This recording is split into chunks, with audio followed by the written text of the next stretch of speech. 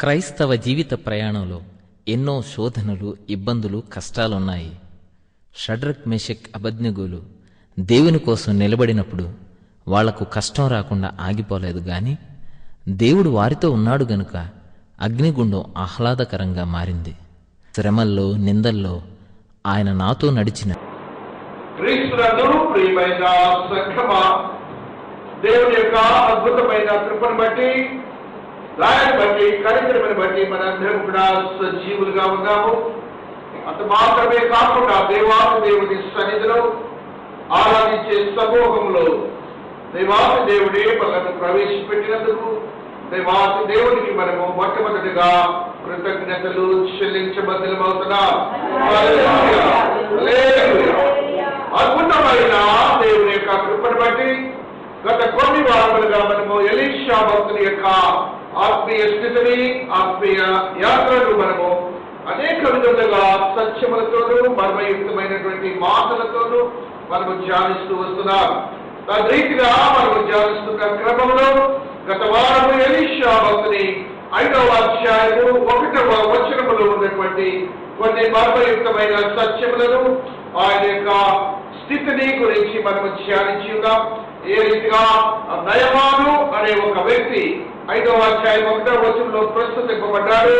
ఆయన సిరియా దేశపు సైనికాధికారిగా ఉంటున్నాడని, బలశాలిగా ఉంటున్నాడని, దేవుని యెహోవా దయ వలన ఆయన ఆ యొక్క దేశమును ఇశ్రాయేలీయుల నుంచి జయమునకు కొనసాగింపబడిన వారిగా ఉంటున్నాడని, అయితే ఆయనకు కుష్టు వ్యాధి కలదు అనే మాట వరకు మనం అనేక సత్యయుక్తమైన మాటలతో దేవుని ధ్యానించి ఉన్నాం. ఆ రీతిగా ఒక వ్యక్తి యొక్క స్థితిని తెలియచేశారు. తెలియచేయడం మాత్రమే కాకుండా ఆ మాటలో 1వ వచనము చివరి మాటలు ఆయన గురించి ఈ రీతిగా వ్రాయబడింది. కానీ అతడు కుష్ఠరోగి అనే మాటతో అతని యొక్క స్థితి అంతా కూడాను it has been reduced to the extent of the lower profile. అయితే దేవుని యొక్క ఆత్మీయ స్థితిలో ఎదుర్కొన్న మనమందరం కూడాను ఒక స్థితిని మనము కలిగి ఉండాలి. కానీ అనే మాట మన కొరకు కనుక పరిశుద్ధాత్ముడు అంటే మాత్రం we are just leaving the stages of living eternity. ఆ యొక్క నిత్య జీవంలో జీవించడానికి వీలైనటువంటి స్థితిని మనము కోరుకుంటున్నాము అని మనము గమనించాలి. కానీ అనే మాట మన యొక్క ప్రాధాన్యతను కోల్పోయేదిగా ఉంటున్నది. మనమందరం ఈ స్వార్థ జీవితంలో జీవిస్తూనే ఉంటాము. అయితే దేవుని వాగ్దానానుసారం జీవిస్తూనే ఉంటాము. అయితే perhaps sometimes కానీ I'm not able to live the Lord perfectly. మనం దేవునితో జీవించలేని వారిగా ఉంటామేమో అనే మాటని తెలియజేసే ఒక మాటగా ఉంటుంది డిస్కంజెక్టివ్ వర్డ్ కానీ. మనం కూడా అనేకమైనటువంటి వస్త్రాల గురించి ఉండేవారమే. బట్ అనే మాట వచ్చిందంటే మాత్రం we are going to the extent of the God's status being left for us. దేవుని యొక్క స్థితి మనల్ని వదిలేదిగా ఉంటుందని మనం గమనించాలి. అలాగే దైవాన్ని ఈ లోపరీతిగా దేవుడు మాట్లాడుతున్న మాట ఏంటంటే ఆయన ప్రాధాన్యత అంతా చెప్పారు. కానీ ఆయనలో ఒక కుష్టు వ్యాధి కలదు అనే మాటని మనకు తెలియజేసినట్టుగా మనం చూస్తున్నాం. ధర్మశాస్త్రానుసారముగా కుష్టు వ్యాధి అనగా మనం అందరం ఆలోచించాలి. కుష్టు వ్యాధి వచ్చింది అంటే ఆయన ఒక పాపి. Is a sinner. He doesn't have status before the God. దేవుని సన్నిధిలో ఆయనకి ఏమాత్రం కూడాను స్థితి లేదు, స్థానం లేదని గ్రహించబద్దలమవుతున్నాం. తద్రీతిగా ఆ యొక్క కుష్టు వ్యాధి కలవారిని ఆ యొక్క సంఘం నుంచి వెలివేసే వారిగా ఉంటున్నారు. అంత మాత్రమే కాకుండా ఆ యొక్క దేవాలయంలోనికి ప్రవేశం లేని వారిగా ఉంటున్నారు. ఆ యొక్క పరిస్థితుల్లో యూదా మతానుసారమైనటువంటి స్థితి అయితే ఆ రీతిగా ఉంటుంది. అయితే నయమాన్ని గురించి మనం ధ్యానిస్తున్న క్రమంలో ఆయన మాట్లాడుతున్న మాటల్లో ఉన్నటువంటి సత్యాన్ని మనం గమనించినప్పుడు ఆ నయమాను యొక్క జీవన క్రమంలో ఉన్నటువంటి స్థితిని ఈ దినాలు మనం ధ్యానిస్తున్నాం. ఆయనకు యెహోవా దేవుని యొక్క కృప ఏ రీతిగా ప్రజ్వలింపబడుతుందో కూడా మనం ధ్యానిస్తూ ఉన్నాం. ఆయన పాపిగానే ఉంటున్నాడు, కానీ దేవుడు ఆయనను ఏ రీతిగా ప్రత్యేకించుకొని స్వస్థులను చేస్తున్నారో మనం చూస్తూ వస్తున్నాం. ఒకవేళ మనము పాపులుగా ఉండొచ్చేమో, ఒకవేళ దేవునికి ఇష్టం లేని వారిగా ఉండొచ్చేమో, ఒకవేళ మన జీవన క్రమంలో ఆత్మీయతలో దేవుని యొక్క ఆత్మీయతను కోల్పోయిన వారిగా ఉండొచ్చేమో, కానీ అట్ టైమ్స్ మనకు దేవుడు ఒకరి ద్వారా కొన్ని సందర్భాలలో కొన్ని సత్యాలను వాక్యాల రీతిగా తెలియజేస్తూ ఉంటారు. ఆ తెలియజేసినప్పుడు మన యొక్క విశ్వాసత రీఇటరేట్ చేసుకోవాలి. మనం కోల్పోయినటువంటి విశ్వాసాన్ని మరలా పెంపొందించుకోవాలి, వృద్ధి చెందించుకోవాలి, మన యొక్క విశ్వాసాన్ని స్థిరపరచుకోవాలి, మన యొక్క ఆత్మీయతను పెంపొందించుకోవాలని ఈ యొక్క స్థితి ద్వారా మనం చూస్తూ ఉన్నాం. ఆయనను దేవాది దేవుడు ఎలాగ రక్షించుకున్నాడు? పాపి అయినప్పటికీ యెహోవా దేవుని దృష్టిలో పాపిగా ఉంటున్నాడు. అయినప్పటికీ ఈ దైవాన్ని రక్షించడానికి దేవుడికి ఎంతకు ఇష్టమై ఉంటుందని మనం గమనించబద్దలవుతున్నాం. అందుకాను ఆయన అనేక మంది వ్యక్తులను ప్రలోభ పెట్టినట్లుగా కూడా చూస్తున్నాం. అనేక మంది వ్యక్తులు ఆయన రక్షణ కొరకు లేక ఆయన స్వస్థత కొరకు ఆయనను ప్రస్తుతించే యోగ్యకరమైన స్థితి కొరకు దేవాలయ దేవుడు ఏర్పాటు చేసినట్లుగా మనం చూస్తూ ఉన్నాం. ఆయన మనం చదవబోతున్న వాక్యం 2-14 వచనం వరకు ఈ దినాన మనం ధ్యానిస్తూ వస్తున్నాం. ఈ 2-14 వచనంలో మనం చూసినప్పుడు 5 సేవకుల్ని మనము ఇక్కడ చూస్తూ ఉంటాం. We'll be looking at the 5 servants who are working for the God as well as the individuals in this world.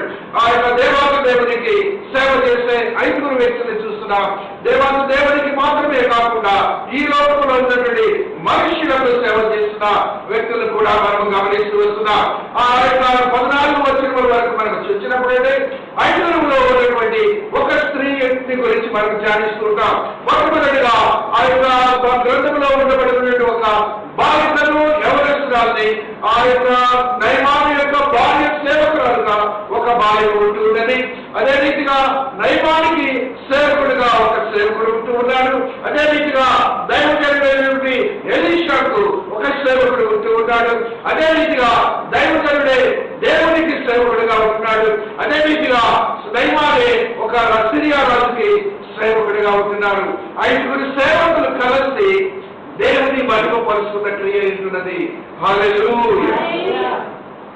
Combination of 5 servants had proved and made a glory of మహిమపరిచే 5 వ్యక్తులు ఆయా ప్రదేశాల్లో ఉండి దేవుని యొక్క స్థితిని చూపిస్తున్నట్లుగా మనం చూస్తూ వస్తున్నాం. తద్రీతిగా వాక్యంలో ఉన్నటువంటి 5 వ్యక్తులు ఏ రీతిగా వారికి ఉన్నటువంటి వృత్తులను బట్టి వారు ఆ వృత్తిని చేయటం మాత్రమే కాకుండా దేవుని పని చేసే వ్యక్తులుగా కూడా ఉంటున్నారు. మనందరం కూడా ఏదో ఒక వృత్తి చేస్తూనే ఉంటాం. ఆ వృత్తిలో మనకున్నటువంటి బాధ్యతను మనం స్పష్టంగా నెరవేర్చుతూనే ఉంటాం. ఏ వృత్తి అయినా సంఘ కాపురం అవ్వచ్చు, లేకపోతే అదర్వైజ్ గవర్నమెంట్ జాబ్ అవ్వచ్చు, లేకపోతే ప్రైవేట్ జాబ్ ఏదైనా అవ్వచ్చు. కానీ అక్కడ అదనముగా దేవుని కొరకు నువ్వేం చేస్తున్నావు? What is additional that you are rendering to God? దేవుని కొరకు నీవు ఏ పని చేస్తున్నావు నీ పని కాకుండా అనే మాటను దేవుడి దినాలు మనతో మాట్లాడుతున్నాడు. You may be something in this world but it is part of the life to work for the God. దేవుని కొరకు అదనముగా ప్రతి విశ్వాసం ఏదో పని చేయాలని దేవుడు మనతో మాట్లాడుతూ వస్తున్నాడు. ప్రతిగా ఉన్న క్రమంలో 5వ అధ్యాయంలో ఉన్నటువంటి ఒక సేవకురాలని మనము చూస్తూ వస్తున్నాం.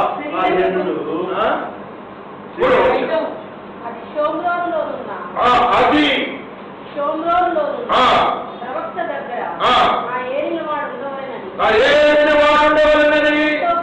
నేను ఎంతో కోరుచున్నాను.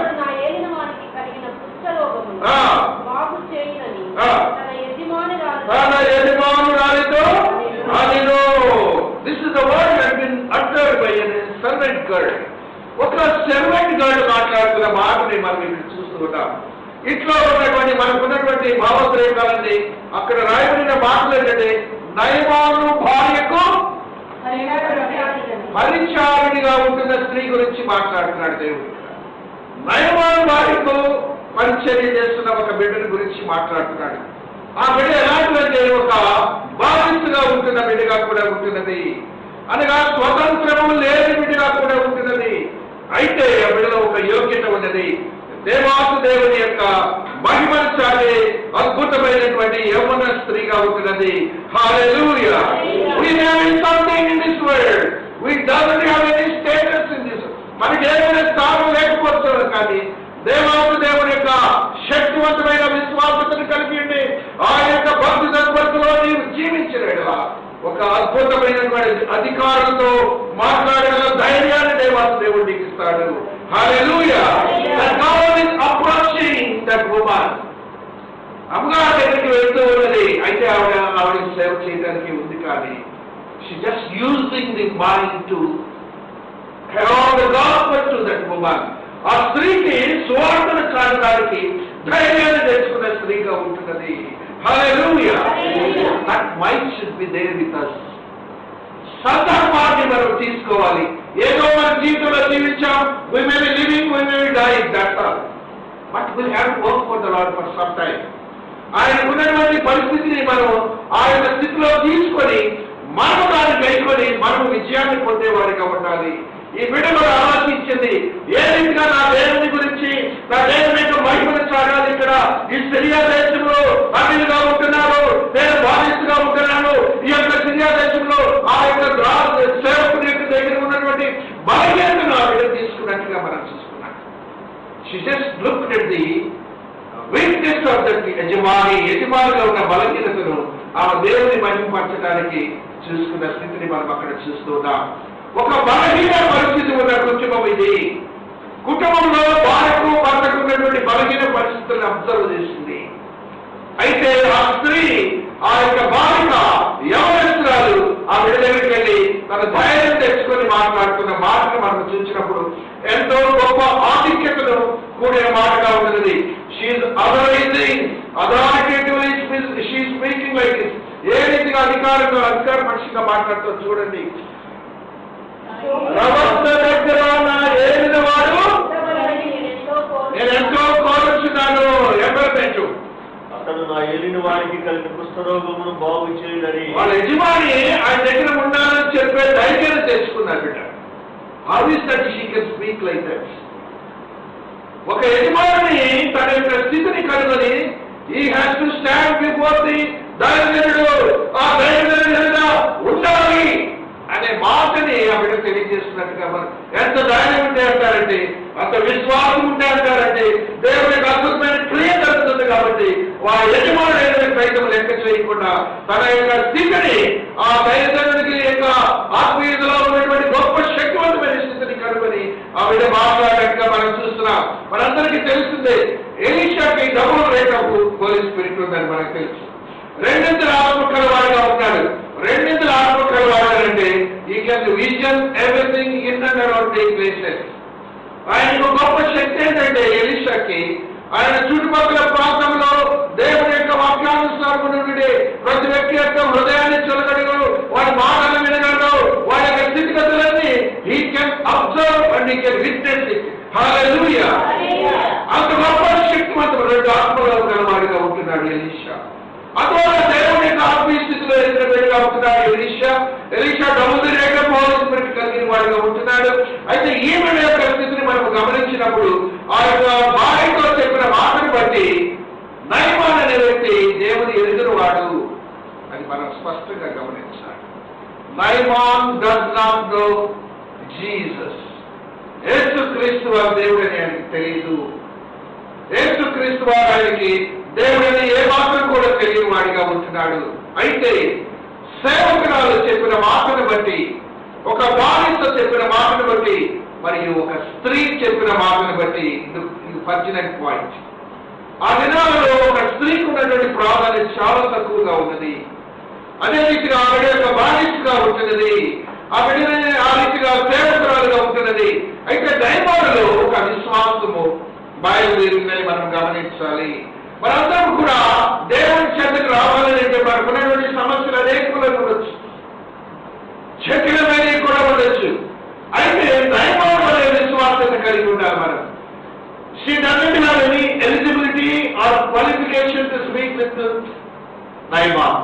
నయమాన్తో చెప్పగలిగిన అర్హత గల స్త్రీ కదా బిడ్డ. ఒక సేవకురాలుగా ఉంటుంది, బాధితుగా ఉంటుంది, కుటుంబంలో చిన్న వయసు గల బిడ్డగా ఉంటున్నది. అయినప్పటికీ నయమానులో ఒక విశ్వాసము రేకెత్తించబడింది. కారణం ఏంటంటే నయమాన్ని దేవుడు ప్రేమించాడు. హల్లెలూయా. ఆ ఒక్క వచనంలో మనం చూస్తాం నయమాన్ని.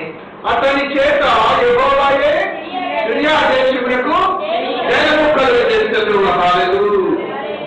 అందుకనే నయమానులో గాడ్ ఇస్ ప్రొవోకింగ్, ఆ విశ్వాసమును పెంపొందిస్తున్నాడు.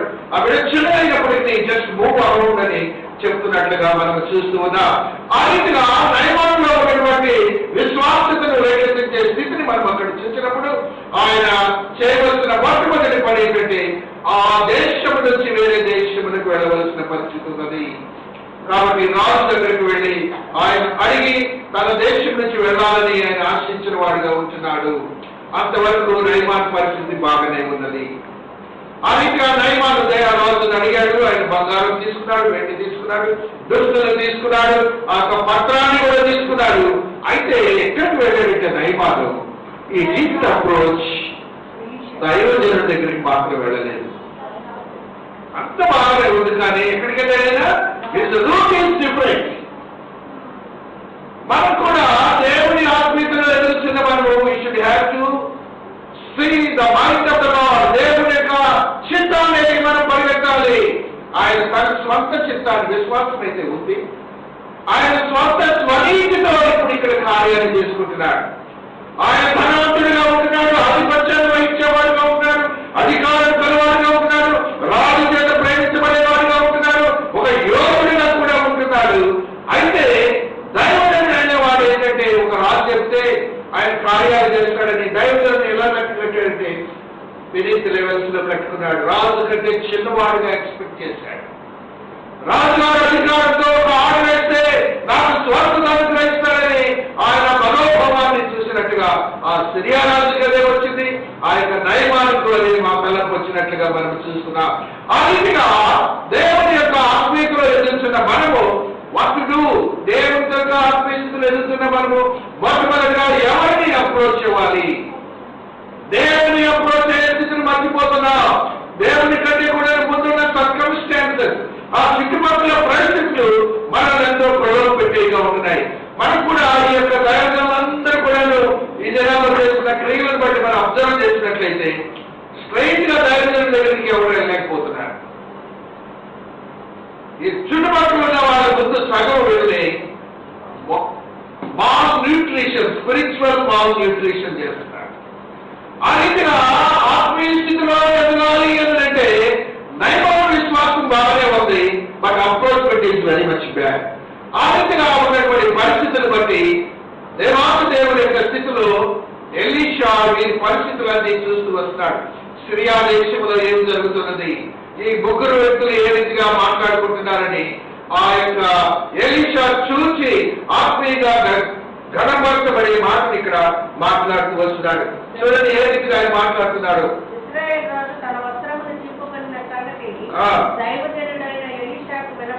ఎలీషాకు వినబడినప్పుడు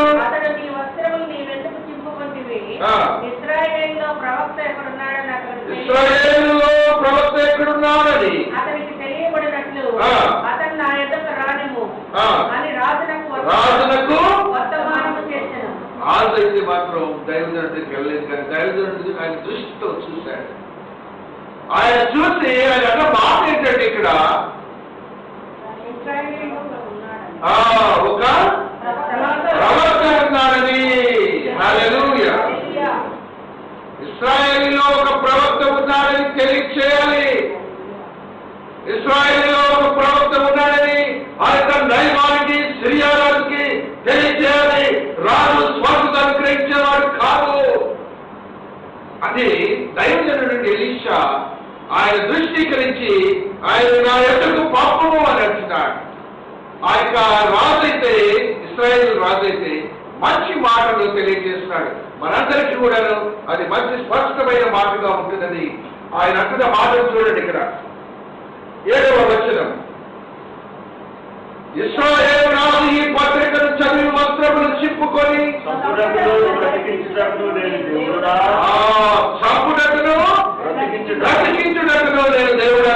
ఒకరికి కలిగిన కుష్ఠరోగులను మాత్రమే నా ఎదురు పంపటమేమి. చాలా 3 pertinent points the king is emphasizing over here. 3 ముఖ్యమైన విషయాలని రాజుగారు ఇశ్రాయేలు రాజుగారు చెప్తున్నాడు. దేవునికి ఎంత శక్తి ఉందో ఆయన ఒక సాక్ష్యాన్ని ఇస్తున్నాడు. ఇక్కడ దేవుని యొక్క సాక్ష్యాన్ని ఇశ్రాయేలు రాజు తెలియజేస్తున్నాడు. దేవునికి మన జీవనము, మన పుట్టుక, మన మరణము, మన స్వస్థత ఆయన యొక్క చేతిలో ఉంది. కానీ నేను ఏ మాత్రము నిమిత్త మాత్రమని తెలియజేస్తున్న మాట మనం అక్కడ చూస్తూ ఉన్నాం. హల్లెలూయా. మనం కూడా గమనించాలి. We look for the life. ఈ లోకంలో రోగాలు వస్తే ఎట్లా వెయిట్ చేసి బతకాలని ఆశపడతా ఉన్నాం. సహజమే. అలాగే డబ్బు వస్తే రైట్ చేసుకోవడానికి ఆశపడతాం. But very best thought you have to feel yourself is such. మొట్టమొదటిగా నేను గమనించాల్సిందంటే దీనంతటికీ అధికారం ఎవరి దగ్గర ఉందని గమనించాలి. నా దేవుని దగ్గర ఈ అధికారం ఉంది. ఈ లోకరీతిగా మనం ఈ పనులను చేయొచ్చు. కానీ మన మైండ్ సెట్ ఎలా ఉండాలంటే ఈ రాజు గారు మాట్లాడిన మైండ్ సెట్ ఉండాలి. ఆయన ఎలా మాట్లాడుతున్నాడంటే నాకేమన్నా అధికారం ఉందా అని మాట్లాడుతున్నాడు. దేవుడా దేవుడు అదే పనులను చేయగలడు, కానీ నా వశ్యములో లేదు అనే మాటను మాట్లాడుతున్నట్టుగా మనం చూస్తున్నాం. We may be having much money. మనకి ధనం ఉండొచ్చు. ఉంది కదా ధనం. నైమానికి ఎంత ధనం దొరుకుతుంది? Richest of the rich. ఆయన ఎంత తీసుకొచ్చాడంటే ఈవేళ రోజున అకౌంట్ వేస్తే మిలియన్స్ ఆఫ్ రూపీస్ అని వేశారు. డాలర్స్ లో వేస్తే దాని much money just brought it. అయినప్పుడు కూడా ఇప్పుడు దేవునికి మనుషుల యొక్క జ్ఞానానికి ఇక్కడ పోటీ జరుగుతా ఉన్నది. మనుషుల యొక్క జ్ఞానం డబ్బు వాళ్ళకి ఎంప్లాయీస్ అయితే గవర్నమెంట్ కార్డు ఇస్తుంది. ఎవరైనా మీరు ఎదురు చూస్తాం. గవర్నమెంట్ కార్డు ఇచ్చినా కార్డు ఇవ్వకపోయినా మేము పోవాలంటే పరిగెత్తాల్సిందే. That's the power of the lord. He had got it. ఆయన స్థితిలో ఉంది మన జీవము, మన మరణము, మన ఆరోగ్యం ఆయన చేతిలో ఉందని ఇశ్రాయేలు రాజు స్పష్టంగా మనకి సువార్తను చాటుతున్నట్టుగా మనం చూస్తూ ఉన్నాం. తద్రీతిగా దైవజనుడైనటువంటి దేవుని సేవకుడైనటువంటి ఎలీషా ఏం చెప్తున్నాడంటే ఆయన వృత్తిని తెలియచేయాలి. నేను దేవుని ప్రవక్తని ఈ ప్రాంతం అంతా తెలియచేయాలి. నేను సేవకుడిని, దైవజనుడిని, ఒక సంఘ కాపుడిని ఈ జనమంతా తెలియజేయాలి. కానీ అదర్వైజ్ నేను మాట్లాడకూడదు. హల్లెలూయా. మనం ఏ పనిలో ఉన్నామో ఆ పనిని సుస్పష్టంగా దేవుని మహిమార్థమై జరిగించాలి అని కూడా చెప్తున్నాడు. నువ్వు విశ్వాసం అయితే నేను విశ్వాసాన్ని నీ చుట్టుపక్కల ప్రాంతానికి తెలియజేయాలి. నీ విశ్వాసతను చూపించాలి. వాళ్ళు ప్రార్థనకి వెళ్ళేవాళ్ళు అంత కాదు. వాళ్ళ లేటెస్ట్ డైలాగ్ ఏంటంటే విశ్వాసులు ఏమంటున్నారంటే వాళ్ళు ప్రార్థనకి వెళ్ళేవాళ్ళు అంత కాదు. హల్లెలూయా. మంచి మాట అది. Very good word that is emphasized by heathen people. Hallelujah. ప్రార్థనకి వెళ్ళేవాళ్ళంటే ఎవరు? విశ్వాసులు. ఎవరు? క్రిస్టియన్స్. ఇక్కడ క్రిస్టియన్స్ అనేటప్పుడు ఆ చర్చ్ వాడు, ఈ చర్చ్ వాడు. దట్ మీన్స్ మనకున్నటువంటి ఆధిక్యత అంటే దేవుని ప్రార్థించి ఒక శక్తివంతమైన కార్యాన్ని తీసుకునే వాళ్ళమని వారికి కూడా తెలుసు. సిరియా రాజుకు తెలిసినట్టు. హల్లెలూయా. కాబట్టి మన యొక్క ఆత్మీయతలో మనం ఎదుర్కొన్న పరిస్థితులు మన యొక్క శక్తివంతమైన దేవుడు కార్యములు చేసే దేవుడని ఆ సంఘ కాపరి, ఆ ఇవాంజలిస్టు, ఆ విశ్వాసి చుట్టుపక్కల ప్రాంతాల్లో నేను క్రైస్తవుడిని, నేను విశ్వాసుని, నేను ప్రార్థనకు వెళ్ళేవాడిని, నేను యేసుని దేవుడిగా కనుగొన్నానని చెప్పగలిగినటువంటి ధైర్యము, విశ్వాసత, ఆత్మీయత మనలో ఎదగాలని ఎలీషా మనకు నేర్పిస్తున్నాడు. హల్లెలూయా. ఎవరితో చెప్తున్నాడు ఆ మాట? రాజుగారితో చెప్తాడు. జస్ట్ నా దగ్గర పంపించు రాజా, ఇక్కడ ప్రవక్త ఉన్నాడు, యెహోవా దేవుని ప్రవక్త అని చెప్తా ఉన్నాడు. అదే మనం కూడా మన యొక్క ఆత్మీయతలో దేవుని యొక్క శక్తివంతమైన కార్యాలు చేయడానికి ప్రార్థన శక్తి కలిగిన వారిగా, దేవుని యొక్క ఆత్మీయతలో ఎదిగే వారిగా అటువంటి సెంటెన్సెస్ మాట్లాడి యోగ్యతను మనం సంపాదించుకోవాలని ఎలీషా మాట్లాడుతూ రాజుతో చెప్తున్న స్థితిని మనకు గుర్తు చేస్తున్నట్లుగా మనం చూస్తూ ఉన్నాం. తద్రీతిగా దేవుని సేవకుడైనటువంటి ఎలీషా ఏమో తన వృత్తిని బట్టి ప్రవక్తగా తెలియజేయడం తన యోగ్యతను తెలియజేస్తున్నాడు. ఆ యొక్క నయమాన సేవకురాలైనటువంటి ఆవిడైతే దేవుని మహిమపరిచే స్వార్థను అక్కడ చాటుతున్నట్లుగా మనం చూస్తున్నాం. అడిషనల్ ఏంటి? నువ్వు అదనంగా దేవుడికి చేసేది. వీరందరూ కూడా అదనంగా దేవుడికి చేస్తున్నారు. మనం ఎప్పుడు మన వృత్తిలో ఉంటాం, కానీ అదనము.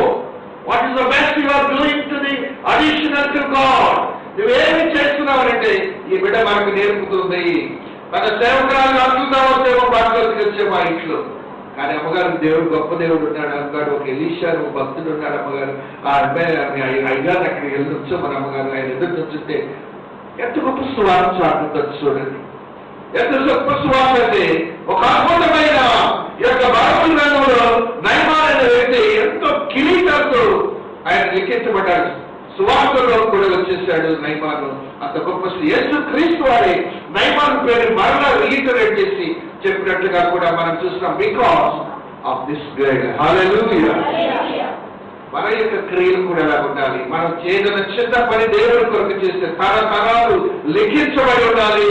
ఆ రీతిగా మనం ప్రలో పెట్టుకోవాలి. ఆత్మీయులు ఏదో ఉన్నాము ఏదో బ్రతికేమంటే కాదు. There should be something in our minds to check our self. This God is teaching us. ఈ యొక్క బాధను మనకు చెప్తూ ఉన్నది, ఇది చేయండి అనే బాధని ఆవిడ చెప్తా ఉన్నది. ఆ రీతిగా ఎలీషా భక్తుడు తన దేవుని యొక్క సేవకుడిగా చేయవలసిన పనిని చేశాడు. అదే రీతిగా ఇక్కడ జరుగుతున్నటువంటి సందర్భం ఏంటంటే ఆ బిడ్డ చెప్పింది ఏం చెప్పిందంటే, you go and stand before దైవజనుడు. దైవజనుని ఎదుట నిలవబడమన్నట్టుగా మా బిడ్డ మాట్లాడితే మనం చూస్తున్నాం. ఏలిన వాడు ప్రవక్త దగ్గర ఉండవాలని. దగ్గర అంటే ఎక్కడ? Hand stretch. Hand stretch is the దగ్గర. ఆయన దగ్గరికెళ్ళి నేను నిలబడాలి, దగ్గరికెళ్ళి ప్రార్థన చేసుకోవాలి. అది అక్కడ ఆ బిడ్డ చెప్పిన మాట. ఏం చేశాడు? ఆయననే పెద్ద సైనికాధికారి అని చెప్పి ఆయన ఎక్కడి నుంచి వెళ్ళి చూస్తున్నాం అక్కడ. ఎలీషా ఇంటి ద్వారం ముందర నిలిచి ఉండగా. ఎలీషా ఇంటి ద్వారమున ముందర ఎక్కడి నుంచోమన్నాడు? ఆ పాప ఎక్కడ చెప్పింది, ఈయన ఎక్కడికి వెళ్ళి ఉంచున్నాడు. ఆయనలో ఏమొచ్చింది? అతిశయం వచ్చింది. ఇక్కడ మళ్ళీ దేవుని దగ్గరికి దైవజనులకు వచ్చేటప్పటికి మనకి ఏమన్నా స్టేటస్ ఉండే వచ్చాం, కానీ we should have to get it out from the mind and deeds. ఆ స్త్రీ చెప్పిన మాట ఏంటి? ఆ బిడ్డ చెప్పిన మాట ఏంటి? ఈయనేమో తనకున్న అధికారం అంతా తీసుకొని వచ్చి ఆ వాకెట్ దగ్గర నుంచి ఆయన వచ్చి ఎలీషా వచ్చి ఇట్లా టచ్ చేయాలని ఆశపడుతున్నాడు. ఎలీషా వచ్చి టచ్ చేస్తే అయిపోద్ది, ఆ డబ్బులతో వెళ్ళిపోతాం అనుకుంటున్నాడు. డబ్బులతో దేవుని ప్రేమను కొనాలని చూస్తున్నాడు ఈ యొక్క రాజు, ఈ యొక్క సైన్యాధిపతి. ఆ రీతిగా ఆ యొక్క భావోద్రేకాల నుండి అహంతో కూడిన భావోద్రేకాలు. మనం కూడా అతిశయము దేవుని సన్నిధికి వెళ్ళినప్పుడు మన స్టేటస్ ని మనం పక్కన పెట్టేసేయాలి. సంథింగ్. ఒకవేళ ఆ యొక్క దైవజనుడిలో నీకు ఏ పరిస్థితులను కనపడొచ్చేమో, కానీ నీ స్థితి మాత్రం దేవుని సన్నిధిలో ఉండాలని ప్రతిదీ తగ్గించుకొని ఉండాలి. నిన్న నీవు ఒకసారి చెక్ చేసుకోవాలి. ఈ బిడ్డ చేసిన తప్పిదాన్ని బట్టి అక్కడ జరుగుతున్నటువంటి స్థితి ఏమిటంటే, ఆయన ఈ దైవజనుడు ఏం చేశాడు? దేవుని సేవకుడు, ఆయన సేవకుడిని ఆయన అంతకంటే ఇన్సల్ట్ ఏముందా తల్లి? దైవజనుడు వెళ్ళకపోగా దైవజనుడి దగ్గర ఉన్నటువంటి సేవకుని గోడ్స్ తెలియమని. ఆయన ఎవరు? ఆయన పేరేంటి? మన ఫ్రెండ్ ఎవరు? Gehazi, the great Gehazi. Gehazi యొక్క క్రియలు ఏంటంటే, ఆ యొక్క దైవజనుడికి వంటవన్నీ పెట్టడం, దైవజనుడికి సేవ చేయటం, ఆయన చేతులపై నీళ్లు పోయడం, ఇలాంటి పరిస్థితులు ఆయన దేవుడికి దేవుజనుడు సేవ చేసిన వ్యక్తిగా ఉంటున్నాడు. గెహాజీ ప్రక్కనే ఉంటే గెహాజీతో చెప్పి వెళ్ళి 7 సార్లు ఆయన నీటిలో బలమయ్యా అని చెప్పబోయా అని చెప్పి పంపినట్లుగా కూడా చూస్తున్నాం. A gap of spiritual strength is here over. మనం కూడా మన యొక్క ఆత్మీయతలు మనం కొన్ని కోరుకోవడానికి కారణం ఏంటంటే, నయమాన మనస్తత్వాలు మనలో ఉంటున్నాయి. నయమాన మనస్తత్వం అంటే ఇక్కడ నయమానికి ఏంటంటే అతిశయము, అహము, ధనము, అధికారము, ఇలాంటి అన్ని కూడా నయమాల్లో ఉన్నాయి. మనకేముంటాయంటే ఆ యొక్క ఆత్మీయ స్థితిలో ఎదుగుతున్న మనమందరం కూడా మనకి పర్సనాలిటీ కరెక్ట్ మనకి ఎక్కువ. వ్యక్తిత్వంతో కూడిన స్థితిలో మనకి చాలా ఎక్కువ. ఆయన దగ్గరికి వెళ్ళి ఎలాగా చేతులు ఉరికి వంచాలి ఆ భావన మనలో ఉండకూడదు. మీరు వెళ్తున్న దైవజనుడి దగ్గరికి కాదు, ఎక్కడికి వెళ్తున్నారు? దైవజనుడు బిలీవర్. ఆ యొక్క విశ్వాసకి దైవజనుడికి మధ్యలో ఏముంటుంది? దేవుని శక్తి ఉంటుందని గమనించాలి. హల్లెలూయా. దాన్ని మిస్ అవుతున్నాడు ఈయన. ఒకవేళ మాట విని ఆయన దగ్గరకు వచ్చింటే చూడప్పుడు ఈ కేమ్ అవుతే ఇట్ వుడ్ హ్యావ్ డన్. హల్లెలూయా. దెబ్బతింటే అక్కడక్కడ ఆయన స్వస్థత పొందేవాడని నేను పూర్తిగా విశ్వసిస్తున్నాను. వాక్యానుసారం విశ్వాసతలో జీవించినప్పుడు క్రియలు ఆ రీతిగా జరుగుతాయి. అయితే ఆయనలో అతిశయము ఆగము బయలుదేరింది. What is this man is speaking like this అని ఇంకా గోపోద్రేకుడు అతనిలో ఉన్నటువంటి భావోద్రేకాలని చెప్పేదానికి లేదు. అయితే ఆయనకు సేవ చేసే ఒక సేవకుడు ఉన్నాడు మళ్ళీ అక్కడ. ఆ సేవకుడు కూడా ఆయన పని ఏం చేస్తున్న పని, అయా నీకు ఏం కావాలంటే అది అన్నింటి ఆయన పని. కానీ ఆయన ధైర్యం తెచ్చుకున్నాడు. జ్ఞానము కోల్పోయినటువంటి నైమానుతో జ్ఞానాన్ని కలుగు చేస్తున్నాడు ఇక్కడ. అయితే అతని దాసుల్లో ఒకడు వచ్చి నాయనా ఆ ప్రవక్త ఏదైనా గొప్ప కార్యం చేయమని నియమించిన ఎడల నీవు చేయకుందువా? అయితే స్నానం చేసి శుద్ధుడు కమ్మన మాట దానికంటే మేలు కాదా అని చెప్పినప్పుడు అతడు పోయి. ఈ యొక్క మాటలో ఎంత ధైర్యం ఉండాలంటే, ఎంత చొరవ ఉండాలంటే, ఒక సేవకుడు ఒక సైన్యాధిపతి చెప్పడం అంటే ఆర్డరీ విషయం కాదండి. దేవుడు ఎలాగా ప్రయోగ పెడతాడు మన చుట్టుపక్కల వాడిని. దేవుడిని విశ్వసించినప్పుడు, దేవుడి మీద సంపూర్ణమైన విశ్వాసంతో జీవించినప్పుడు, మన చుట్టుపక్కల ఉన్నటువంటి ప్రతి మనుషుని ప్రలోభ పెట్టి మనకు సహాయం చేసేవాడిగా ఉంటాడు మన దేవుడు. హల్లెలూయా. ఎందుకంటే అక్కడ జరుగుతున్న కార్యం ఏంటంటే, సైన్యాధిపతికి ఒక సిపాయి చెప్తున్నటువంటి మాట చాలా కష్టం. అలాంటి మాటలు చెప్తాం. అక్కడ ఆయన ఏం చెప్తున్నాడంటే, చంపమైన ఓటుతో చెప్పినట్టు చెప్తున్నాడు. ఒకవేళ డబ్బులు అనేది ఇస్తావు కదా, will be ready to give it. ఆయన చెప్పినట్టు చిన్న పనే కదా, నీళ్ళలో పడికి రాదా. ఆ అంత పెద్ద మాట చెప్పడం అనేది సాధారణమైన విషయం కాదు. God makes the people work for them. దేవుడు ఆయన బిడ్డల కొరకు పని చేయడానికి ఆయన కొంతమందిని ఏర్పాటు చేసుకుంటాడు. వాళ్ళు మన సేవకులు అవచ్చు, మన శత్రువులు కూడా అవచ్చు. It may be this even Satan makes the people to comfort ourselves to these things. దేవుడు ఎప్పుడు సాధారణ క్రియలు చేపట్టినటువంటి శత్రువు కూడా వచ్చి మనకు మంచి మాట చెప్పారు, కానీ దేవుడు ప్రలోభ పెడతాడు. ఇక్కడ అదే జరుగుతున్నది. ఆ సేవకుడు చెప్పిన మాటలో, ఆ బిడ్డ సేవకురాలు చెప్పిన మాటకి ఇక్కడ ఏం చేస్తుంది, ఇంటర్లింక్ జరుగుతావు. ఆ సేవకురాలు చెప్పినటువంటి మాట విశ్వాసము, ఈ బిడ్డలో ఉన్నటువంటి కాన్ఫిడెన్స్, ఈ రెండు కలిపితే ఇక్కడ ఒక క్రియ జరగబోతా ఉన్నది. ఆ నైమానులు ఇప్పుడు ఇద్దరు సేవకుల ద్వారా నైమానులు ప్రలోభ పెట్టబడి, Naaman is nothing over here. Naaman జ్ఞానం పోయింది, ధైర్యం పోయింది, అధికారం పోయింది, అంతా పోయింది. ఈరోజు సేవకుల యొక్క ప్రలోభాలు పెట్టి నడుస్తా ఉన్నాడు. హల్లెలూయా. మనం అందరం కూడా గమనించాలి. we may be the intelligent people in this world and quotes. We may be something in this world and quotes. At times మన చిన్నవాళ్ళు, మన దగ్గర ఉన్నవాళ్ళు, వాళ్ళ వాక్యాల మాటల ద్వారా కూడా మనం నడిపించబడుతూ ఉంటాం. ఆ స్థితిని మనం గమనించాలి. వాళ్ళు ఎట్లే చెప్పేది అనుకోకండి. నీవు సంపూర్ణమైన విశ్వాసంలో, నీతిలో జీవించినప్పుడు నీ సేవకుల ద్వారా దేవుడు నీతో మాట్లాడిస్తాడు. వాళ్ళ క్రియల ద్వారా కూడా దేవుడు మాట్లాడిస్తాడు. ఆ రీతిగా ఇక్కడ ఆ బిడ్డ మాట్లాడిన మాటను బట్టి ఆ సేవకుడు వెళ్ళి ఆ యొక్క నదిలో మునిగి వచ్చినట్లుగా మనం చూస్తున్నాం. అక్కడ దేవాదేవుడి యొక్క మాట ఏమిటంటే, 7 మార్లు స్నానము. ఎవరు చెప్పారు ఆ మాటని? నీవు యోర్దాను నదికి పోయి 7 మార్లు స్నానము చేయము. 7 మార్లు స్నానము చేయము. నీ ఒళ్ళు మరలా బాగై నీవు శుద్ధుడు ఒకడు అని అతనితో చెప్పుటకు ఒక దూతను పంపెను. ఆ దూతే గెహాజీ. 7 మార్లు స్నానము చేయము. బైబిల్ గ్రంథంలో 7 గురించి మన సంఘంలో బాగా విదితమైనటువంటి మాటగానే ఉంటున్నది. 7 times అనే మాటని మనం చూసినప్పుడు 7 అనేది సంపూర్ణమైనటువంటి ఆత్మీయ స్థితికి చిహ్నంగా కూడా ఉంటుందని మనం గమనించాలి. దైవజనులైన వాళ్ళు 7 పర్యాయములు ప్రార్థన చేసుకోవాలిగా ఉంటున్నారు. 7 పర్యాయములు ఆ యొక్క శుద్ధీకరించే స్థితిని ధర్మశాస్త్రానుసారంలో ఉన్నదిగా మనం చూస్తూ ఉన్నాం. ఈ రీతిగా ఈ 7 తీసుకున్నప్పుడు అనేకమైనటువంటి స్థితిగతులు ఉన్నాయి. కానీ ఇక్కడ మనం 7 మార్లు మనం చూసినప్పుడు 7 మార్లు స్నానము చేయాలి. మీరు గమనించండి. అక్కడ మరొకటం లేకపోవడం కాదు. అండర్స్టాండ్. మునగటం లేవటం అంటే మునగటం లేదు, డిప్పింగ్ అంటే. కానీ ఇక్కడ ఏం చెప్తున్నాడు ఎలీషా?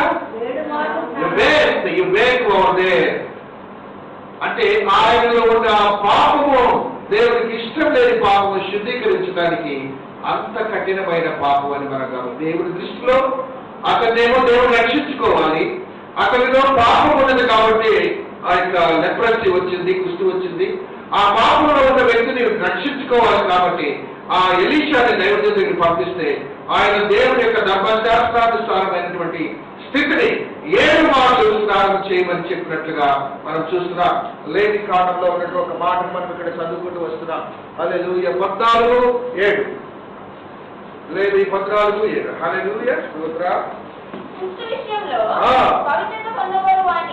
పవిత్రత పొందబోవు వారి మీద 7 మార్లు ప్రోక్షించి వాడు పవిత్రుడని నిర్ణయించి సజీవమైన పక్షి ఎగిరిపోవునట్లు దానిని వదిలివేయవలెను. అంటే సజీవమైన పక్షి ఎగిరేటట్లు ఎలాగెదుగుతుందండి? రెక్కలు ఊపుకుంటూ వెళ్ళిపోతుంది. అంతకుముందు మాట 14:7 ముందు 5 అర్థాలు అప్పుడు యాజకుడు పాలు నీటిపైని మంటి పాత్రలో ఆ పక్షుల్లో ఒక దాన్ని చంపనాజ్ఞాపించి సజీవమైన పక్షిని ఆ దేవదారు కన్నును రక్తవర్ణం గల నూనెను తీసుకొని పాలు నీటిపైని చంపిన పక్షి రక్తంలో వాటి సజీవమైన పక్షిని ముంచి కుష్టు విషయంలో అక్కడ జరుగుతుంది ఏంటంటే సజీవమైన ఒక పక్షి మరణానికి గురవుతున్నది. దాని యొక్క పవిత్రమైన రక్తంలో ఈ పక్షి సజీవంగా ఉన్న పక్షి ముచ్చబడుతున్నది. ఆ ముచ్చబడడం ద్వారా ఆ పక్షిని ఎగరవేసేటప్పుడు ఒక జీవము గల పక్షి ఏ రీతిగా ఎగురుతున్నదో ఆ రీతిగా నీవు ఎగరవేయాలి అనేది మాట్లాడుతున్నాడు. అనగా అది క్రీస్తు వారి శిలువ రక్తమునకు సాదృశ్యముగా ఉన్నది. హల్లెలూయా. అద్భుతమైన దేవుని యొక్క క్రియ, ధర్మశాస్త్రాన్ని మన క్రియని ఆ యొక్క దైవజనుడు ఎలీషా ద్వారా మనకు క్రీస్తు వారి యొక్క శిలువను గురించి ఈ యొక్క 2 పక్షుల యొక్క స్థితిని మనకు తెలియజేసినట్లుగా మనం చూస్తున్నాం. తదరీతిగా దైవజనుడు ఎలీషా 7 పర్యాయములు స్నానము చేయమని చెప్పిన మాటను మనం అక్కడ చూస్తున్నాం. ఆ యొక్క రక్తములో ముచ్చబడుట కూడా మనం అక్కడ చూస్తున్నాం. రక్తంలో ముచ్చబడడం ద్వారా పవిత్రతను చేకూర్చబడుతున్నది.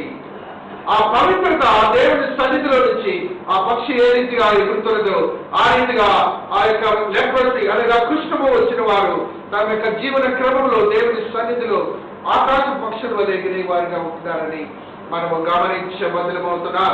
తదరీతిగా దేవుని యొక్క అనుగ్రహం చొప్పున 7 మార్లు మునిగే స్నానం చేసే స్థితిని మనం చూసినప్పుడు మనం కూడా బైబిల్ గ్రంథంలో ఉన్నటువంటి 7 మార్లు మన కొన్ని సంఘాల్లో సోమవారం 7 సోమవారాలు అంటే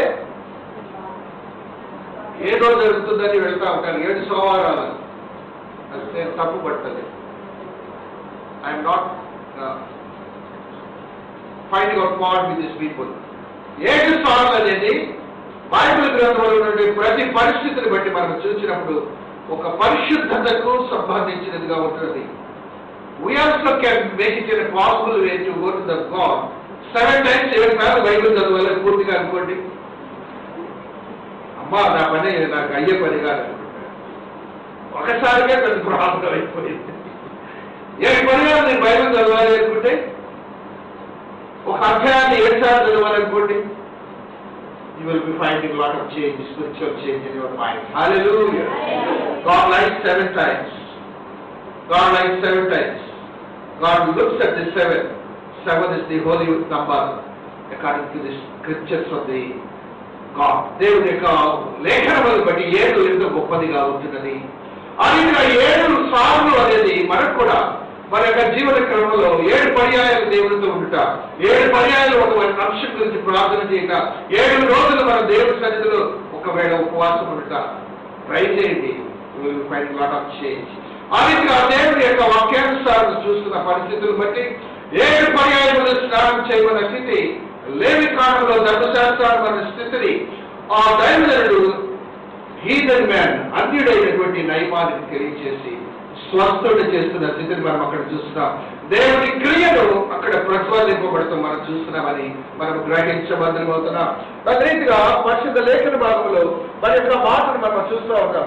యేసు క్రీస్తు వారు ఏ రీతిగా లూకా సువార్త 5వ అధ్యాయం 12వ వచనంలో ఉన్నటువంటి విశ్వాసతను గురించి దేవుడు మాట్లాడుతున్న మాటను కూడా మనం గమనిస్తూ వస్తున్నాం. లూకా 5 ఆయన ఒక పట్టణంలో ఉన్నప్పుడు ఇదిగో కుష్ఠరోగంతో నిండిన ఒక మనుషుడు ఉండెను. కుష్ఠరోగముతో నిండిన మనుష్యుడు ఒకడుండే. వాడు యేసును చూచి సాగిలపడి ప్రభువా ఇష్టమైతే నన్ను శుద్ధిగా చేయగలవని, అక్కడ నీకు ఇష్టమైతే నన్ను శుద్ధిగా చేయగలవని. దేవునిలో దేవుని చూస్తున్నాడు. యేసు క్రీస్తు వారిలో ఏం చూస్తున్నాడు? ఈ కుష్ఠవ్యాధి వాడు నీకు ఇష్టమైతే, నేను పాపిని కదా, అట్లా పశ్చాత్తాపాన్ని చూస్తున్నావు. అక్కడ నేను పాపిని కదా దేవా, నీకు ఇష్టమైతేనే, అంటే నా పాపాలను క్షమిస్తేనే, నేను క్షమిపోవట్లేనే అన్న భావన మనం తీసుకోవాలి. మనం కూడా దేవుని దగ్గర కొన్ని కార్యాల మీద వెళ్ళినప్పుడు ఈ యొక్క మాటని మన యొక్క హృదయాల్లో స్థిరపరచుకోవాలి. దేవుని అడిగే ముందు మనము ఆయనకి ఇష్టమైన వాడిగా ఉన్నారా లేదా అనే భావాన్ని మనం తీసుకోవాలి.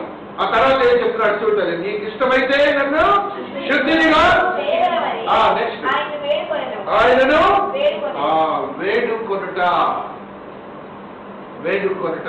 వేడుకొనుట అంటే చాలా బ్యూటిఫుల్ మీనింగ్. మనకు వేడుకొనుట అనేది lessening in the Christian churches. ఆ యొక్క క్రైస్తవ సంఘాల్లో వేడుకునే భావన చాలా తగ్గిపోయింది. కారణం ఏంటంటే హైఫై బిలీవర్స్ అయిపోయారు. ఒక విజ్ఞాపన ప్రార్థన పడేస్తే అది కూడా ఏంటంటే సిక్ సోర్స్ కింద పేరు వేడుకోవడం వాడిలో కనీసం రాయాలి దేవుని వేడుకునే మాటని. Asking God not pastor. మీరు గమనించాలి. వేడుకునే స్థితి దేవుడికి ఇష్టం. దేవుడికి ఇష్టం ఆయన తెలుసు, అన్నీ తెలుసు. మనం ఆయన అట్లా అంటుంటే ఆయన ఉక్కిపోతాడు. ఉక్కిపోయే దేవుడు హల్లెలూయా. చాలా ఊరినే ప్రొడవ పడిపోతాడు మన దేవుడు. మన ఆయన ప్రేజ్ చేస్తే చాలు. ఎంతో ఇష్టం ఆయన ప్రేజింగ్ అంటే. ఆ రీతిగా వేడుకునే స్థితి ఆ బిడ్డ వేడుకుంటున్నాడు దేవుని. అడుగుతున్నప్పుడు దేవుడు ఏమంటున్నట్టండి? చేయి చాపి వారిని ముట్టి నాకు ఇష్టమే. ఆ వర్డ్ చూడండి, దేవుడు ఏం మాట్లాడుతున్నాడు? నాకు హల్లెలూయా. దేవుడికి ఇష్టమైన వాడుగా ఉండాలి మనకు. ఎంత చక్కని వాడేటది. దేవుడు మనల్ని అన్నారు నాకు ఇష్టము జరుగుతుందంటే హల్లెలూయా. చాలా మాట్లాడితే పొలకడించిపోతాం. ఆయనకి ఇష్టమైన వారిగా మనం ఉండాలి. మన నీతి ప్రకారం ఉండకూడదు. మన నీతి దేవుని చేత అసలు పనికి రాదు. మనం ఆయనకి ఇష్టమైన వారిగా ఉంటే ఆయన ఏం చేస్తాడు? చేయి చాచి హల్లెలూయా. ఏం చేస్తాడు? చేయి చాచి హల్లెలూయా. ఇక్కడ నేను ప్రార్థన చేసేటప్పుడు నేరుగా చేయి చాచేది. మీరు ఆ విశ్వాసంతో రండి, ఏదైనా జరుపుకున్నప్పుడు రండి. హల్లెలూయా. అన్నామడికి దృష్టి కంప్లీట్ గా వచ్చేస్తుంది. హల్లెలూయా. వచ్చిందా? చెప్పినట్టు చెప్పు. హల్లెలూయా. ఆత్మదేవుని యొక్క శక్తిని బట్టి, ఆత్మదేవుని యొక్క కృపను బట్టి దేవుడు నాకు ఇష్టమైన ఇది నేను చేస్తాననే వాడిగా ఉంటున్నాడు. నువ్వు పాపివైనా కూడా, నువ్వు దుర్మార్గుడైనా కూడా, దేవుడికి ఇష్టం లేని వాడివైనా కూడా, నువ్వు పశ్చాత్తాపంతో దేవుడి దగ్గరికి వచ్చినప్పుడు నాకు ఇష్టమైన దేవుడు మన దేవుడు ఒక్కడే. హల్లెలూయా. అయితే వాక్యంలో ఉన్నటువంటి సత్యమును మనం చూసినప్పుడు మన యొక్క సత్యాన్ని మనం చూస్తూ వస్తున్నాం. హల్లెలూయా. హల్లెలూయా. లూక్ 5:18. ఇదిగో కొందరు మనుషులు పక్షవాయువు గల ఒక మనుషుని మంచం మీద మోసుకొని వాడిని లోపలికి తెచ్చి ఆయన ఎదుట ఉంచుటకు ప్రయత్నం చేసింది గాని జనులు గుంపు కూడి ఉండినందున వాడిని లోపలికి తెచ్చుటకు వల్లబడకపోయేది కనుక ఇంటి మీదకి పెంకులు విప్పి మంచముతో కూడా యేసు ఎదుట వారి మధ్యలో వాడిని దించింది. చాలు. ఇక్కడ జరిగిన సంఘటన ఏంటంటే 4 వ్యక్తులు ఒక వ్యక్తికి క్రీస్తుని పరిచయం చేస్తున్నారు. 4 వ్యక్తులు ఒక వ్యక్తిని క్రీస్తుని పరిచయం చేస్తారు, సువార్త చాటుతున్నారు. హల్లెలూయా. మనం కూడా ఎవరికైనా ఒక్కడికి చచ్చిపోయే లోపల ఒక్కడన్నా రక్షించావా, మన అకౌంట్ లో ఒక్కళ్ళన్నా మనం రక్షించావా అని మనం ప్రయత్నం చేయాలి. వాళ్ళకి ఏం పని పెంకలిప్పి అక్కడ తీసుకుని నేను పెట్టేంత అవసరం ఉందా? ఆ బిడ్డకి ఏం పని, ఆ సేవకురాలకి బానిసైన బిడ్డకి ఏం పని, ఆడపిల్లకి అట్లతో ఒకటి కూర్చోవచ్చు కదా. Just introduce God, Jesus. దేవుని పరిచయం చేసింది. ఒకటి శుభ్రం సిరియా నుంచి శుభ్రం పంపింది. హల్లెలూయా. దేశాంతరానికి సువార్త చాటుతున్న బిడ్డ. హల్లెలూయా. దేవుని యొక్క క్రియలు మనం ఏ రీతిగా ఎంతమందిని మనం రక్షించాం, ఎంతమంది రక్షణకు కారణుడయ్యాం అనే మాటను మనం గమనించాలి. అదే రీతిగా నయమాన సేవకుడు కూడా ఎలాంటి వాడి, ఎంత మంచి మాటలు చెప్పాడు, వాక్యంలో సత్యాన్ని చెప్పాడు. అయ్యా నువ్వు డబ్బులు తీస్తావు కదా, నీళ్లు కొనప్పుడు దేవుడు చెప్పి చేయకూడదా? ఓన్లైట్ ప్రేయర్ రెండయ్యా అన్నా, దైవం చెప్పాడు చేయొచ్చు కదా. లేదు నా గురకలు వస్తే నేను ఇంట్లోనే పడుకుంటాను అంటే అలా దైవజనుడు ఏదన్నా చెప్తే అది దేవుని ప్రలోభం వల్ల జరిగింది. ఆశీర్వాదాలు మిస్ అవుతున్నారు. హల్లెలూయా. ఆశీర్వాదాలు మరి మిస్ కాకూడదు. ఆశీర్వాదం దేవుని సన్నిధిలోకి వచ్చారంటే వెళ్ళినప్పుడు మీరు ఆశీర్వాదాన్ని తీసుకొని వెళుతున్నారని విశ్వసించాలని. హల్లెలూయా. ఊరినే ఇక్కడ వచ్చి ఆశీర్వాదాన్ని తీసుకెళ్తున్నారని మీరు వెళ్ళాలి. ఒక visit before god is a visit holding blessings. Hallelujah. ఎన్నిసార్లు మీరు రండి, ఎన్నిసార్లు ఆశీర్వాదాలు తీసుకురంటారు. అదే ఇక్కడ జరుగుతూ ఉంది. ఆ విడుదలను ఆశీర్వాదం కొరకు పంపింది నైపాన్ని ఆశీర్వదించబడిన స్థితిని మనం అక్కడ చూస్తూ ఉన్నాం. 7 పర్యాయములు స్నానం చేయగా శుద్ధీకరించబడిన స్థితిని మనం అక్కడ చూశాం. అదే రీతిగా దేవుని సన్నిధిలో 4 వ్యక్తులు దేవునికి పరిచయం చేసిన స్థితిని అక్కడ చూస్తాం. మనం ఎలాగ చేస్తున్నాం? ఎవరినన్నా ఇక్కడ రక్షించబడని వాళ్ళు మనకు చేతైనంత వరకు ప్రయత్నం చేద్దాం. ఎవరైనా కఠినమైన పరిస్థితులు ఉంటాయి, ఒక్కో చోట మన వల్ల కాని పరిస్థితులు ఉంటాయి. కానీ ఎవరికైనా ఒక్కరికి, మన స్నేహితులకి కరుడు దగ్గర హిందూ స్నేహితులు ఉంటారు, మంచి స్నేహితులే మనకి స్నేహితులుగానే ఉంటారు. వాళ్ళు మనం ఈ లోకరీతిగా ఎంతో ప్రాణాలు ఇచ్చేవాళ్ళుగా కూడా ఉంటారు. కానీ స్నేహితుల గురించి ఒక మాట నాకు చెప్పాలి. వాళ్ళు రక్షించబడితే రక్షించబడి మనకు అనవసరం. We have to extend the gospel to them. అది మన వృత్తి, మన బాధ్యత. అది ప్రవృత్తిగా దేవుడు మనకిచ్చాడు. అడిషనల్, అదనపు పని. అదనపు పని మనం ఎలాగ చేస్తున్నారు? ఈ 5 సేవకులు అదనంగా ఎంత పని చేస్తున్నారు చూడండి. ఒక శక్తివంతమైన దేవుని మహిమను అక్కడ చూపిస్తున్నట్టుగా మనం చూస్తున్నాం. ఒక ఆత్మ కార్యము అక్కడ జరుగుతున్నది 2 దేశాల మధ్య, సిరియా షుబ్రోల మధ్య ఏం జరుగుతుంది? దేవుని యొక్క ఆత్మ కార్యము జరుగుతూ ఉంది. The power of Lord is empowering and enriching over these 2 countries. 2 దేశాల మధ్యన, 5 వ్యక్తుల మధ్యన ఒక దేవుని మహిమ సాగబడుతున్నది. దేవుని క్రియ జరుగుతున్నది. దేవుడు ఎంతో సంతోషించేవాడిగా ఉంటున్నాడు. అట్టి క్రియలు జరుగుతుండగా మన యొక్క ఆత్మస్థితి ఏ రీతిగా ఉండాలో వాక్యం ద్వారా మనం చూస్తూ వస్తున్నాం. హల్లెలూయా, హల్లెలూయా, స్తోత్రం, స్తోత్రం. యోహాను సువార్త 6వ అధ్యాయము 9వ వచనంలో ఒక వ్యక్తిని గురించి మనం అక్కడ చూస్తాం. హల్లెలూయా, హల్లెలూయా, స్తోత్రం.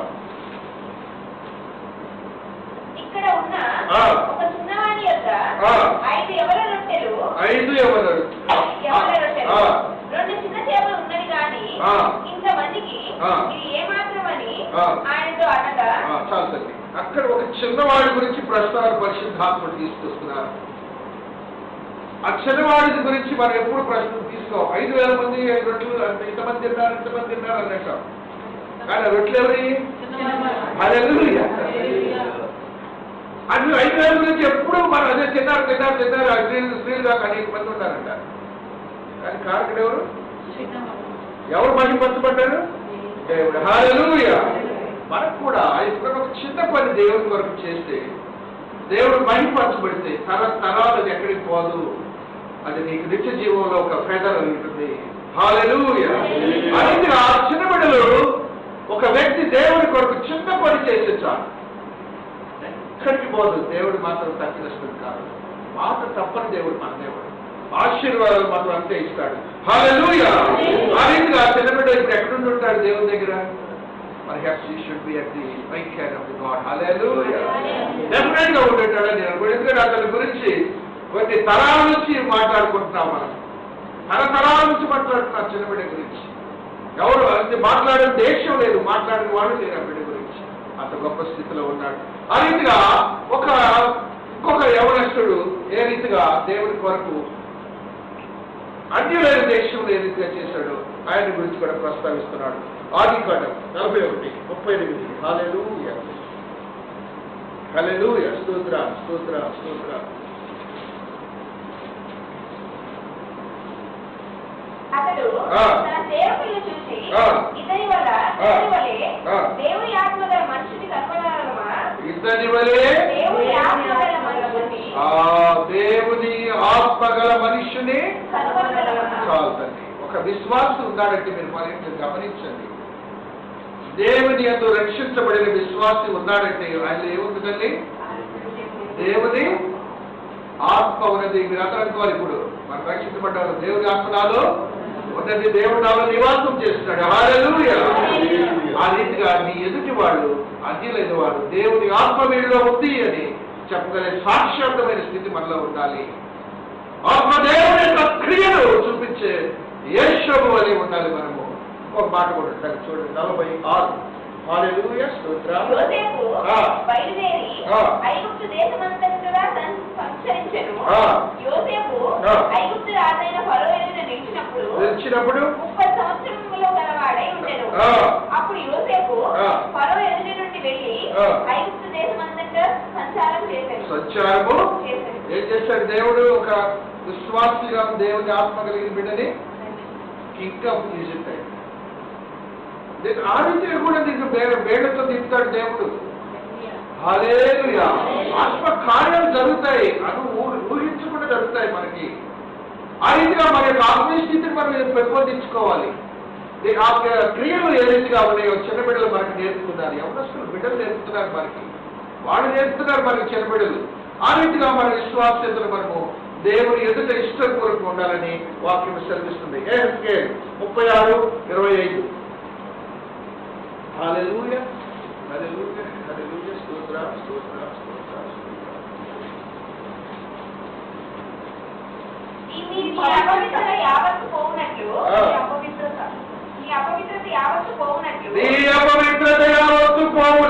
నేను మీ మీద శుద్ధ జలము చల్లుదును. నీ మీద శుద్ధ జలమును మీ విగ్రహముల వలన మీకు కలిగిన అపవిత్రత అంతయు తీసివేసేదను. హాల్తాతల్లి దీన్ని ఏమంటారు? దేవుడు ఏమంటాడు? దీన్ని వాగ్దానము అంటాడు.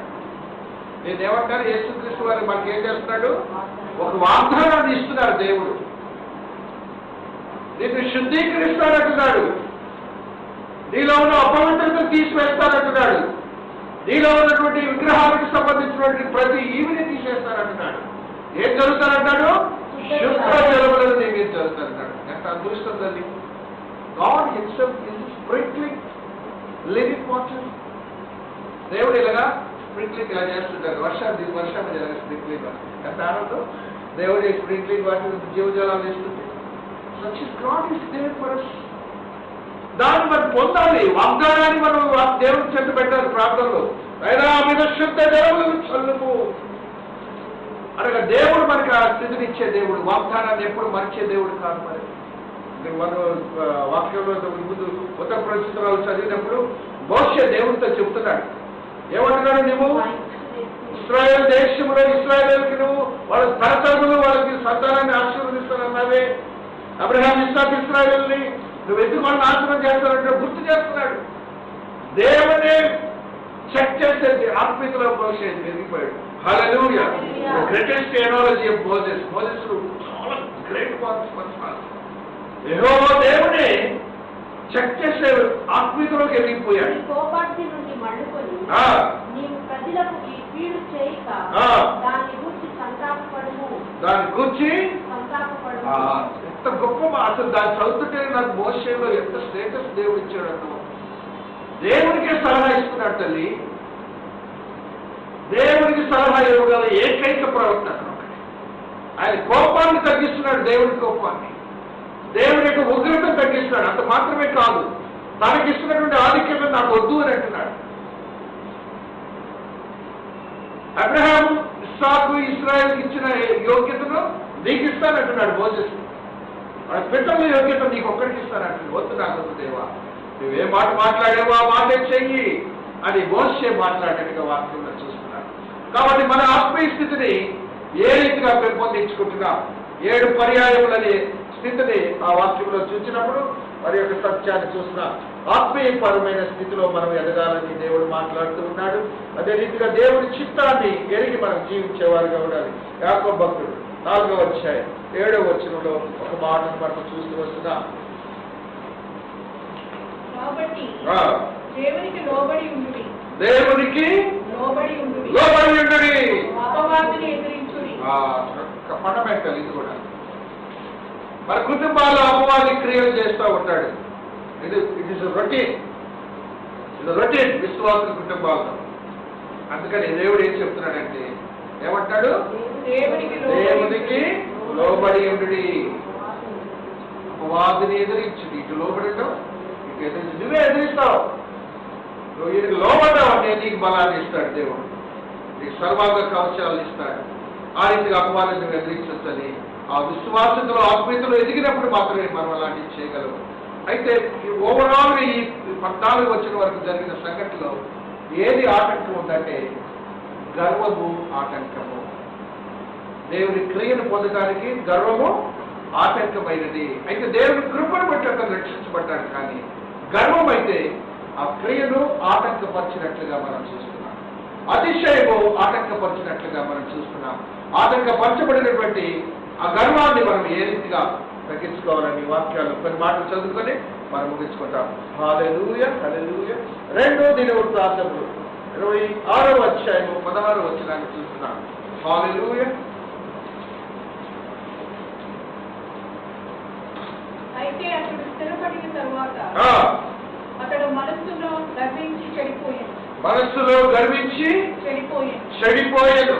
అతడు ధూపపీఠం మీద ధూపము వేయటకై యెహోవా మందిరంలో ప్రవేశించి తన దేవుడైన యెహోవా మీద ద్రోహం చేయగా యాజకుడైన అజర్యాయు అతనితో కూడా ధైర్యవంతులైన యెహోవా యాజకులు 70 మంది అతని వెంబడి లోపలికి పోయి వారు రాజైన ఉజ్జియాను ఎదిరించి ఉజ్జియా యెహోవాకు ధూపము వేయుటకై ప్రతిష్ఠింపబడిన అహరోను సంతతి వారైన యాజకుల పనియే గాని పని కాదు.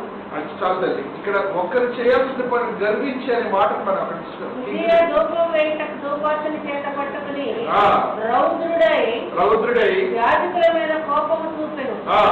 యెహోవా మందిరములో ధూపపీఠము ప్రక్కన అతను ఉండగా యాజకులు చూసుకునే ఉన్నప్పుడు అతని అంతట కుష్ఠరోగము పుట్టెను. గర్వం వచ్చినప్పుడు ఏమవుతుంది? అన్ఈవెన్ ఈవెంట్స్ మనలో కలుగుతాయి. అట్టుడు ఈవెంట్స్, మనం యోచించిన సంగతులు మనకు జరుగుతాయి. అందులో అతను ఎక్కడ కనపడ్డాడు? అతని పని కాదు, అతని పని కాదు అది. అతని పని కాదంటే ఎంటయ్యాడు, గర్వించాట. పాస్ట్ లేదు అనేది, అహరోన్ లేదు, అహరోన్ వంశస్థులు చేసేది నేను చేస్తానని దేవుడు కట్టడని మర్చిపోయాడు ఆయన. ఆ రీతిగా మన గర్వం అనేది చాలా డేంజరస్ టాపిక్. అది ఆ గర్వం వల్ల నైమాన్ని దేవుడు కృపలో భద్రపరిచాడు కాబట్టి క్రియ జరిగింది. మనకు మాత్రం గర్వం అనేది మనకు ఉండకూడదని వాక్యం ద్వారా ఉజ్జియా మనకు నేర్పుతున్నాడు. సామెతల గ్రంథంలో సొలొమోను భక్తుడు కొన్ని వచనాలు చదువుకొని మన 14 నుంచి స్టార్ట్ అవుతుంది. 14-17 సామెతలు.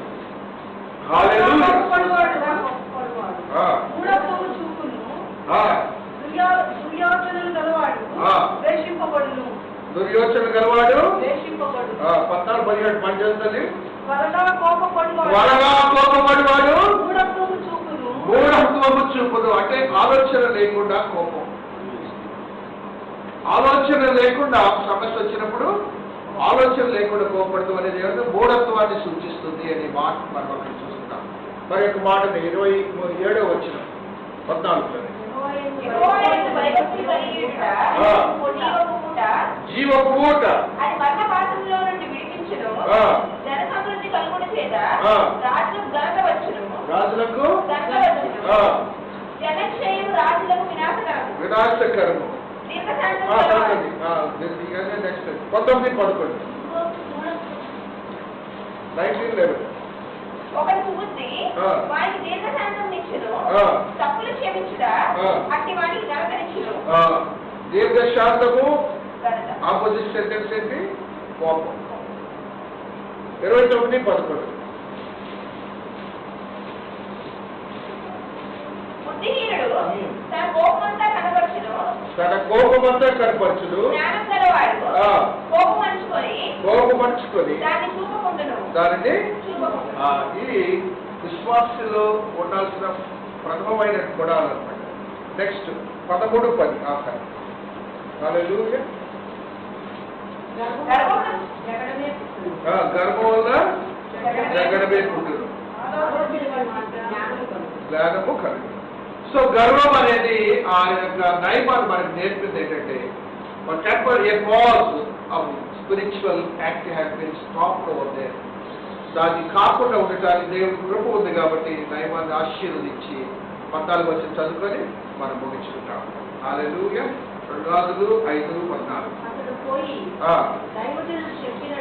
చెప్పినట్లు యోర్దాను నదిలో 7 మారులు మునగగా అతని దేహము శుద్ధుడాయను. హల్లెలూయా. దేవుని పరిశుద్ధ వాక్యమును దీవించి ఆశీర్వదించును గాక. ఆమేన్. ప్రార్థన. కనికర సంపన్నుడా, కృపచూపు దేవుడా,